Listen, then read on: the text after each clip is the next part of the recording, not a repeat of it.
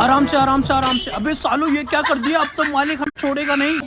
अबे फुल्लू तेरे साथ काम करने में मुझे बहुत मजा आता है। अरे मालिक मैं कारीगर ही इतना अच्छा हूँ। अबे साली ये क्या कर रहा है, तुझे यहाँ से ईंट लाने के लिए किसने बोला? सारा काम खराब कर दिया। हाँ और पीछे और पीछे और पीछे और बस रुक जा सबे साले पूरी दीवार गिरा दी तूने। एक काम ढंग से नहीं होता।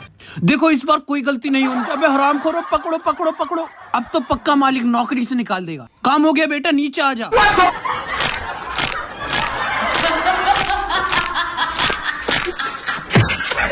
अरे हरामखोर मेरी उंगलियों का तो भरता बन गया। चलो ना पापा, तुम तो फालतू में टेंशन ले रहे हो।